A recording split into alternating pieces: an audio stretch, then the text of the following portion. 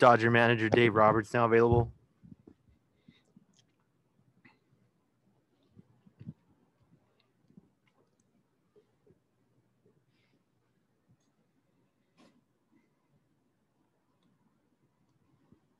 First question's from Alanna Rizzo. Go ahead. Dave, the players that we've talked to so far share the sentiment that you just have to wash it off and move forward. Can you, as a manager, do the same thing, or does it linger with you a little longer? No, not at all. You have to, Alanna. Yesterday was yesterday, and our focus has to be about today and today only. Are you allowed to get shell-shocked? Oh, I was shell-shocked. Right after that game-winning run scored, I was certainly shell-shocked. But, you got to kind of turn the page. That's what, baseball, that's what's great about this game, the unpredictability. It's a tough game, but you have to be able to turn the page and come in fresh. And we do a good job of that. There's always pressure on Clayton Kershaw in the postseason. There's always been a narrative surrounding him. Is there even more pressure on him tonight in Game 5, considering it's 2-2 versus 3-1? 3-1 certainly more ideal, but no, I think right now Clayton is just ready to pitch. He just wants to help us win a baseball game, whether it was to close out the series or just win today. So I'm not worried about his psyche or preparation at all. Thank you. Next question is from Eric Steven. Go ahead. Dave, I don't remember if this came up post-game last night, but was there any thought to leaving Julio in to finish the fifth or possibly beyond, or was that just a situation of matchups? No, it was basically for me, just seeing the at-bats Diaz had. He punched him out twice, but that second at-bat, he saw a lot of pitches, was on his fastball, ultimately struck out.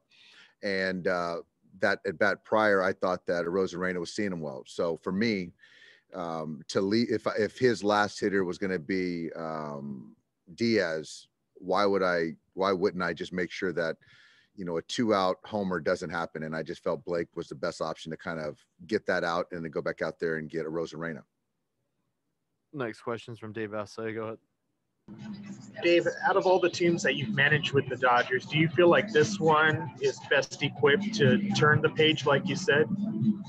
Sure. I think absolutely. And I think that comes with experience. We've already experienced some tough losses, some tough games.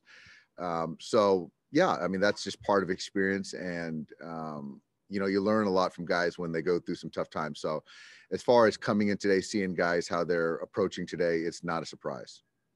Where do you go now with Kenley for the rest of the series? We'll see. We'll see. Right now, he's been up 2 days in a row. So right now we'll just kind of play it by ear and see where we go, what the game situation, how the game plays out. Thank you. Next question is from Jorge Castillo. Go ahead. Hey, did you allow yourself to rewatch that finish? No, it was pretty clear. So to kind of go back through, I know exactly what happened. So to rewatch it, I didn't do that. And how did you sleep? Actually, I slept well. I had a little help, but I slept well. Little help? Okay. Yeah, exactly. Some medication. I slept like a baby. Next question's from Rowan Kavner. Go ahead. Hey, Dave, Cody's in center field.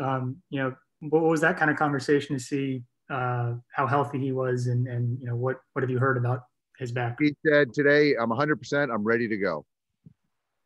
Sounds good. Next question's from Mike DiGiovanna. Go ahead.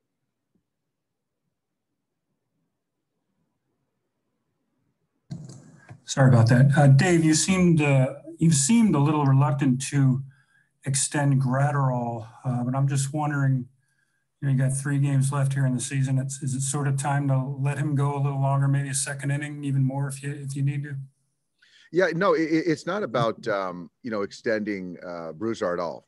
I just think that it's more about what he's done, the body of work, what other guys have done, their body of work against certain handedness of hitter. So I think that I like him a lot. He can get left and right out, but the truth of the matter is that has a lot more success against right-hand hitters. So when there's a run of lefties, we have other guys that have shown to be more efficient. Thanks. Next question's from Bradford Davis. Go ahead. Hi, Dave. David Price actually tweeted about the importance of, flushing out moving forward. I'm curious, was there anything that he shared with the team to encourage y'all after, a rough loss last night? I don't know. Nothing kind of as a group. Obviously, David has a lot of experience, so I'm sure he's kind of reached out to guys individually, though, which is great. Next question's from Daniel Lombroso. Go ahead. Hi, Dave. Last night, you and Julio were trending topic in Mexico. Was Julio like angry when he removed from the mouth? He was pitching well. Did he tell you anything later? No. We didn't talk after, and I think he understands. And no hablamos antes ni después.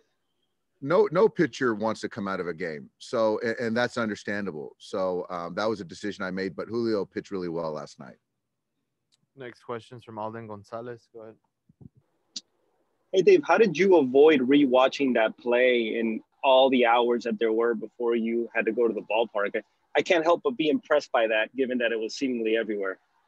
It was actually, I just kind of heard from coaches, and to be quite honest, I kind of took my eye off the play once I saw Arozarena fall. So I was kind of thinking about that next top half. I thought we were going to get him in a rundown, so I was thinking about our top half of the inning, and then next thing I know, the ball's kind of to the backstop. So that's why I was a little befuddled, or a lot befuddled. But I don't need to watch it. I'm just focusing on today. Got time for one more. Go ahead, Stephanie. Hey, Dave, just to start, I just wanted to be clear. Last night when I asked you if there was anyone you were going to pull aside, I meant to comfort, not to blame. So I really apologize to have been. Oh, no, Steph, no, not at all. And no, you're great. I've had a lot of conversations, but as far as last night, I think it's just kind of, we just didn't execute and we didn't win a game collectively. But I kind of have those conversations a lot. But no, your question was well taken. Sure. Could I ask you one that's not about last night then, actually? Yeah.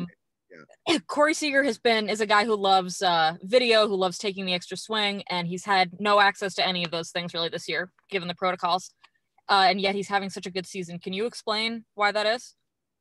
I think that it's a credit to Corey for being open and understanding the situation is a situation and he's uncomfortable, doesn't like it, but you still can flourish on things that you really think you need. And I hope he looks back at 2020 and feels that I might not need it as much as I thought I did, because I'm a heck of a ball player. But to have Corey on the bench, engage with teammates, it's so much fun for me to watch. Thanks, Dave. Thanks.